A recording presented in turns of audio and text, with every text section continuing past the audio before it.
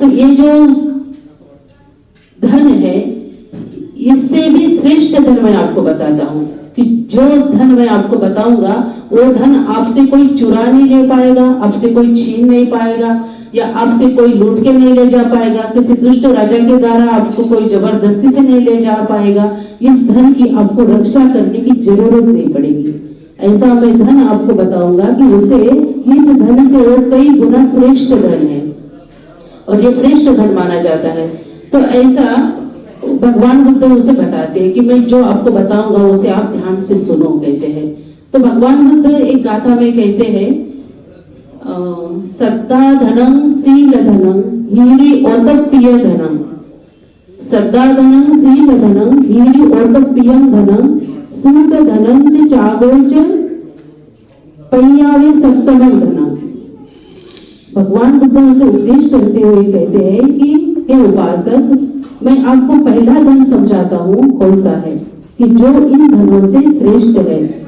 इस धन की अगर प्राप्ति करोगे तो आप दुख से मुक्त हो जाओगे। कौन सा है पहला धन? भगवान बुद्ध कहते हैं श्रद्धा धनम। क्या कहते हैं? श्रद्धा धन। श्रद्धा मतलब श्रद्धा। श्रद्धा का धन आप लोगों के पास है, आप लोगों की उसकी जानकारी नहीं है। अगर श्रद्धा धन, आप श्रद्धा मतलब श्रद्धा, श्रद्धा अगर श्रद्धा ना होती तो आप लोग यहाँ पर पहुंच नहीं पाते, यहाँ तक आ नहीं पाते, यहाँ इतने देर तक बैठ नहीं पाते। भोजन के बाद भी फिर से समय निकाल कर बैठना, मतलब ये इस बात को आप छोटा मत समझिए, है ना। ये श्रद्धा बल की वजह से आप यहाँ फिर से बैठने की इच्छा कर रहे हैं। तो ये जो श्रद्धा धन है, भगवान बुद्ध कहते हैं कि ये एक प्रकार का धन है ना। ये धन है, ये अदृश्य धन है, ये हमारे पास होना चाहिए और ये सर्वश्रेष्ठ धन है। जैसे श्रद्धा धन का मतलब होता है कि जिस व्यक्ति को इस धन की प्राप्ति करनी है तो उसकी जो बात है उसे बुद्ध, धर्म और संघ, इन तीन रत्नों के प्रति मतलब अटूट विश्वास होना, अटूट श्रद्धा होना, मतलब ही श्रद्धा धन। जैसे बुद्ध के प्रति बुद्ध की शरण जाना या बुद्ध रत्न को शरण जाना, यही है श्रद्धा धन। धर्म को शरण जाना, संघ को शरण जाना, यही है श्रद्धा धन। और जिनकी शरण हम लोग बिना श्रद्धा के ले नहीं पाते, शरण बिना श्रद्धा के ले नहीं पाते। हम किसी की भी शरण जब लेते हैं, चाहे किसी को गुरु बनाते हैं या किसी को आदर्श समझते हैं, तो इसके लिए श्रद्धा ही होनी चाहिए। और ये सर्वश्रेष्ठ श्रद्धा कौन सी है? तो त्रिरत्न की शरण जाना, बुद्ध, धर्म और संघ की शरण जाना। अब बुद्ध की शरण जाना मतलब क्या है? तो जो बुद्धि की शरण जाना मतलब मैं हमेशा बताती हूँ कि जैसे किसी धातु की मूर्ति को नमस्कार करना नहीं है, किसी धातु की मूर्ति को फूल चढ़ाना, धूप चढ़ाना या अगरबत्ती मोमबत्ती जलाना, ये बुद्ध की शरण नहीं है।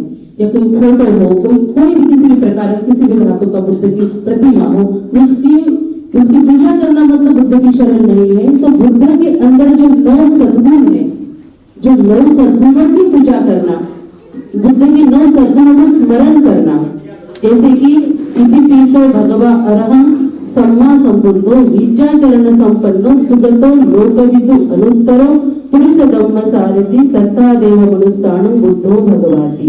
ये है वो बुद्ध के 9 सद्गुण। और इन 9 सद्गुणों को हम लोग स्मरण करते हैं, मतलब ऐसे वो भगवान है जो अनंत है, जो सम्यक संबुद्ध है, जो लोकविदु है, जो अनुपम है, जो देव और मनुष्य के शास्ता है, जो विद्या और आचरण से युक्त है। ऐसे भगवान की मैं शरण जाता हूँ, ऐसे बुद्ध की मैं शरण जाता हूँ।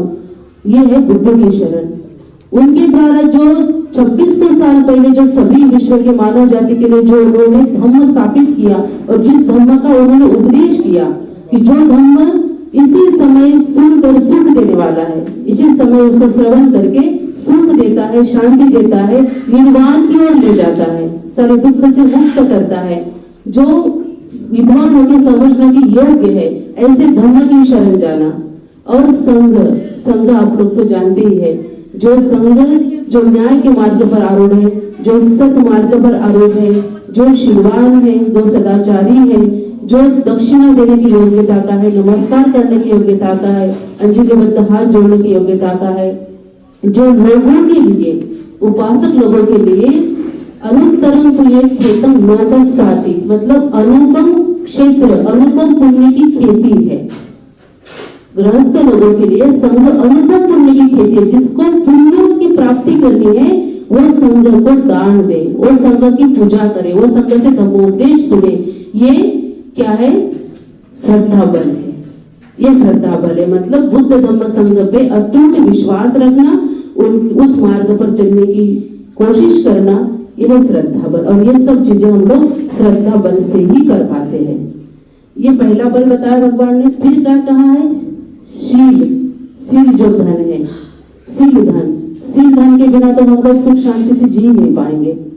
बहुत सारी सिंपल और सरल भाषा में भगवान बुद्ध ने गृहस्थ के लिए कहा है कि हे आर्य श्रावक, हे गृहस्थ, आपको अगर शील धन की प्राप्ति करनी है, शील का धन अगर आपके पास आपको लेना है कि जो सर्वश्रेष्ठ है, सारे धनों में श्रेष्ठ है, तो उसके लिए आपको 5 शीलों का पालन करना पड़ेगा। 5 शीलों को समझना चाहिए, 5 शीलों का पालन करना चाहिए, जो कि हम लोग हर अच्छे मतलब सुख और दुख के मौके पे हम जिसे धारण करते हैं, अपने मुख से बोलते हैं, भिक्षु द्वारा लेते हैं, है ना। जैसे अभी भी लिया है आप लोगों ने प्रोग्राम शुरू होने के पहले, पानातिपाता वेरमणि, है ना, मतलब प्राणघात से विरत रहने की मैं शिक्षा ग्रहण करता हूँ। फिर क्या है? अभिन्नादाना वेरमणि, मतलब मैं चोरी कर्म से दूर रहने की शिक्षा ग्रहण करता हूँ। कामेषु मिच्छाचारा वेरमणि, मतलब मैं किसी भी प्रकार के पर पुरुष या पर स्त्री के साथ विचार करने से दूर रहने की शिक्षा ग्रहण करता हूँ। मुसावादा वेरमणि, मैं झूठ बोलने से दूर रहने की शिक्षा ग्रहण करता हूँ। और क्या है?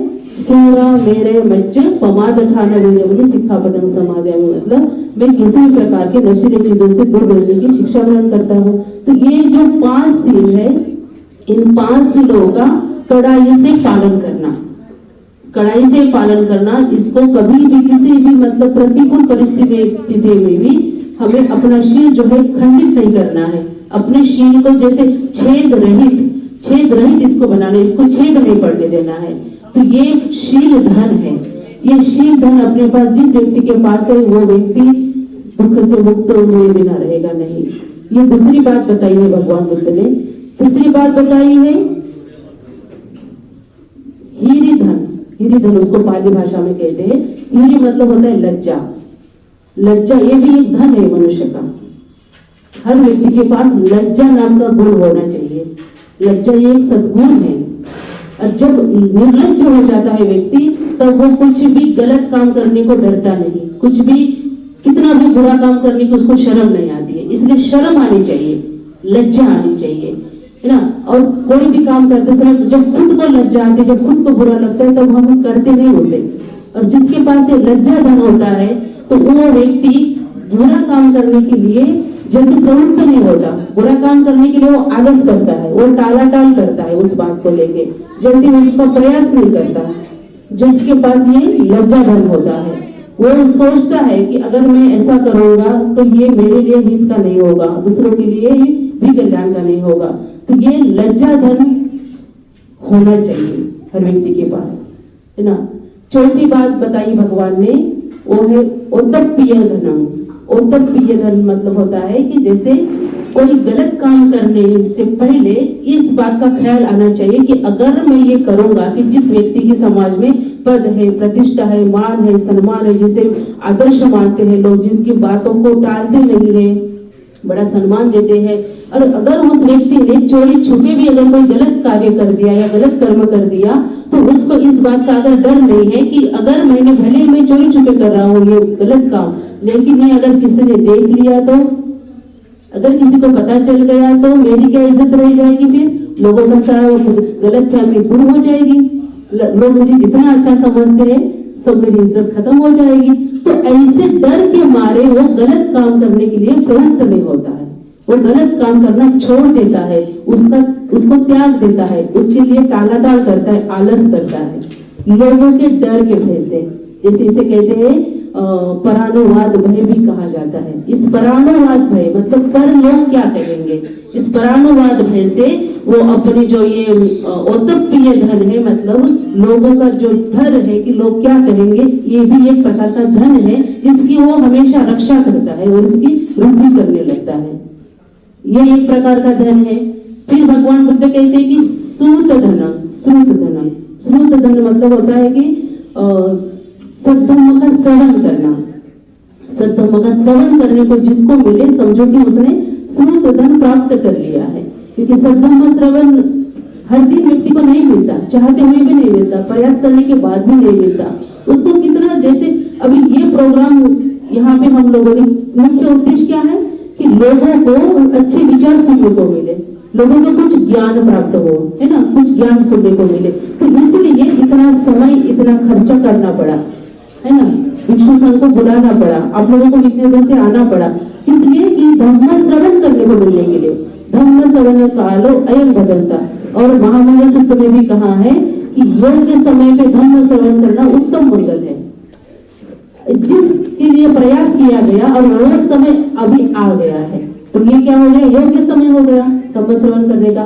तो उसको हम लोग प्राप्त कर रहे हैं, मतलब अपना मंगल कर रहे हैं, अपना जो श्रुत धन है उसको हम लोग प्राप्त कर रहे हैं। श्रुत धन, धन को हम लोग प्राप्त कर रहे हैं, धन यहाँ पे लूट रहे हैं, जो धन किसी को दिखाई नहीं दे रहा है लेकिन वो आप लोगों के पास है, उसे प्राप्त कर रहे हैं। तो ये है श्रुत धन, जो श्रवण करके प्राप्त होता है, जो ज्ञान श्रवण करके मिलता है, प्राप्त होता है, सीखने को मिलता है, ये है श्रुत धन। श्रुत मतलब होता है, पाली भाषा में इसे श्रुत कहते हैं, मतलब सुनना, सुनकर जो ज्ञान मिलता है, ये भी एक प्रकार का धन है। फिर भगवान ने कहा है श्रुत धन से चागोच, चागोच मतलब होता है त्याग, त्याग धन। अब त्याग धन भी है, बताइए, ऐसा नहीं कि केवल संघ ही त्याग करता है या भिक्षु भिक्षु ही त्याग करते, गृहस्थ लोगों का भी त्याग होता है, गृहस्थ लोग भी त्याग करते, उपासक उपासिकाओं का भी त्याग होता है। अभी हम लोग कितना समय का यहाँ पे दान दे रहे हैं, त्याग ही किया है। त्याग का ही दूसरा अर्थ है दान, त्याग का ही दूसरा अर्थ है दान देना। मतलब जब तक हम लोग अपने, मतलब जब दान देते हैं कोई चीज किसी दूसरे को, तो हम लोग उस चीज का त्याग करते हैं, पूर्णतः त्याग करते हैं। उस चीज के प्रति हमारे मन में थोड़ी भी आसक्ति नहीं रहती, थोड़ी भी तृष्णा नहीं रहती है, हम लोग उसको त्याग देते हैं, है ना। यही है त्याग धन, मतलब यथाशक्ति अपने सामर्थ्य के अनुसार संघ को दान देना ही मतलब क्या है, त्याग धन को प्राप्त करना है, त्याग धन में उसकी वृद्धि करना है ना। और सातवीं बात बताई है भगवान बुद्ध ने, सातवां धन जो बताया है वो है प्रज्ञा धन। प्रज्ञा मतलब क्या होता है, प्रज्ञा मतलब होता है एक समझ, एक अच्छी समझदारी अपने अंदर आनी चाहिए, और अच्छे बुरे का ज्ञान होना जरूरी है, मतलब चार आर्य सत्य का ज्ञान।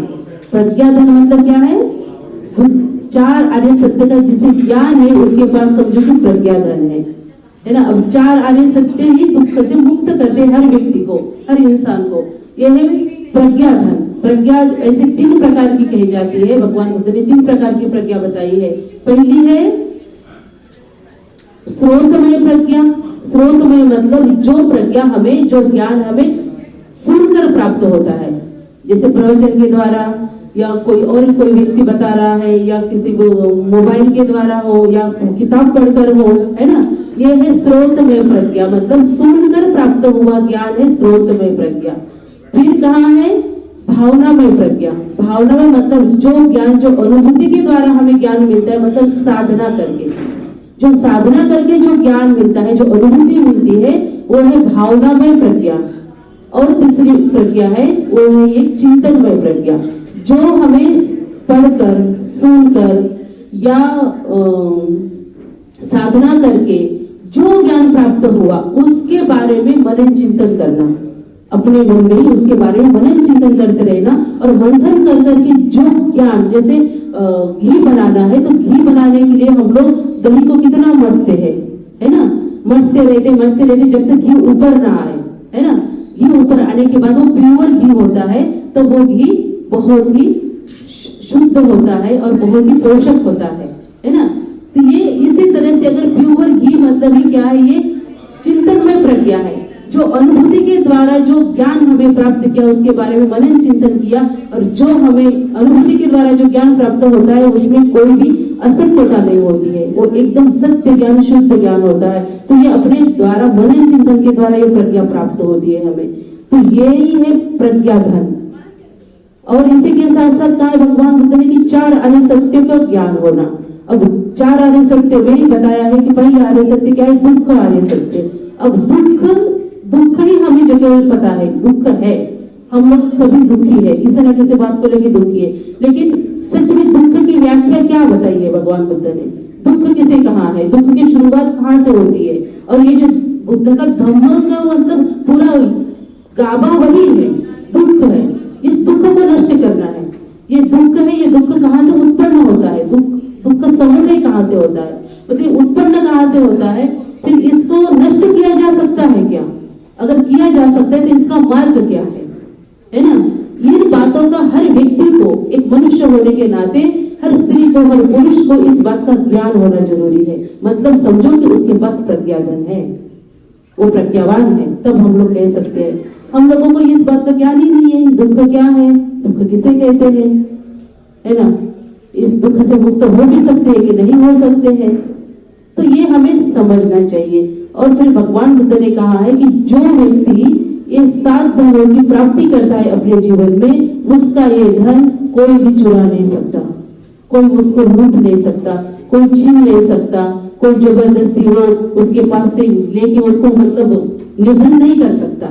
और वो इतना सुरक्षित रहता है, जहां भी जाता है वो धन उसके साथ ही रहता है, जहां भी जाएगा। ये जो दिखने वाला जो धन है, जो रुपए है, पैसे है, सोना है, चांदी है, जो इतनी कीमती वस्तुएं हैं जिसे हम लोग धन समझते हैं, ये नश्वर है, ये भौतिक धन है, ये साथ में आने वाला नहीं है। मृत्यु के बाद ये सारी चीजें वही की वही पड़ी रहेगी और हम लोग खाली हाथ जाएंगे। बस अपने पास क्या आने वाला है, ये चीजें मात्र जरूर आएगी। ये जो 7 धन जो मैंने बताए हैं, ये अपने साथ आएगी, अपने साथ अपना शील आएगा, अपने साथ अपनी श्रद्धा आएगी, अपने साथ अपना दान कर्म आएगा, अपना त्याग आएगा, अपना जो प्रज्ञा है वो आएगी, और ये हमें दुख मुक्ति की ओर ले जाने वाला धन है। ये धन की प्राप्ति करने के लिए हमें हमेशा प्रयास करना चाहिए और हमेशा इस धन की हमें हमेशा वृद्धि करनी चाहिए, इसकी रक्षा करनी चाहिए और ये अपने साथ ही रखना चाहिए। आप लोग आए हैं इतने दूर से, तो आप लोग इस 7 धनों को अपने साथ ले जाइए, हमेशा साथ रखिए और हमेशा दूसरे को भी बांटिए। ये धन कभी खत्म होने वाले नहीं है, कभी समाप्त होने वाले नहीं है। जैसे हम लोग अपने अकाउंट में पैसे डालते रहते तब अपना अकाउंट का बैलेंस बढ़ता रहता है ना? तो अपने अंदर पहले से ये धन है, उपलब्ध है, हमारे अंदर श्रद्धा भी है, शील भी है, त्याग की भावना भी है, धर्म भी हमें थोड़ा थोड़ा समझता है ना?